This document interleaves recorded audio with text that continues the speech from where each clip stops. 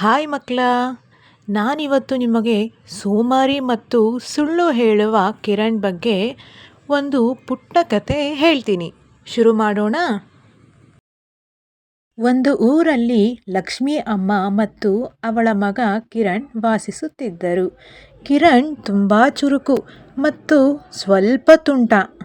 ಅಡುಗೆ ಮನೆಯಿಂದ ಅಮ್ಮ ಬೆಳಿಗ್ಗೆ ಕಿರಣ್ಗೆ ಹಾಲು ತಂದುಕೊಡು ಎಂದು ಹೇಳಿದ್ದರು.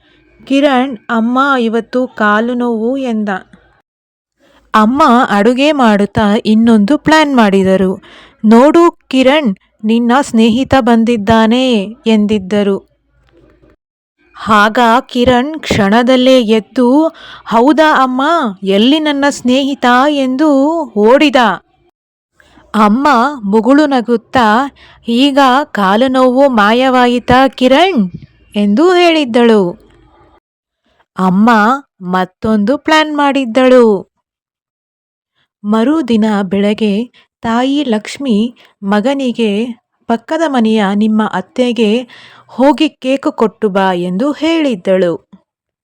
ಆದರೆ ಕಿರಣ್ಗೆ ಕೇಕಿನ ಮೇಲೆ ಆಸೆ ಜಾಸ್ತಿ ಬಂತು.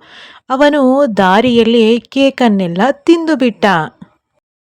ಮನೆಗೆ ಬಂದ ನಂತರ ತಾಯಿ ಕಿರಣ್ ಕೇಕ್ ಕೊಟ್ಟು ಬಂದ ಎಂದಾಗ, ಕಿರಣ್, ನೋಡಮ್ಮ, ತಟ್ಟೆ ಪೂರ್ತಿ ಖಾಲಿಯಾಗಿದೆ, ನಾನು ಕೇಕ್ ಕೊಟ್ಟು ಬಂದೆ ಎಂದು ಸುಳ್ಳು ಹೇಳಿದ್ದ. ಆಗ ತಾಯಿ, ಓ, ನಿಮ್ಮ ಅತ್ತೆಗೆ ಕೇಕ್ ಕೊಟ್ಟು ಬಂದ, ವೆರಿ ಗುಡ್, ಇಲ್ಲಿ ಯಾರೋ ಕೂತಿದ್ದಾರೆ ನೋಡು ಎಂದು ಅವರ ಅತ್ತೆಯನ್ನು ತೋರಿಸಿದ್ದಳು.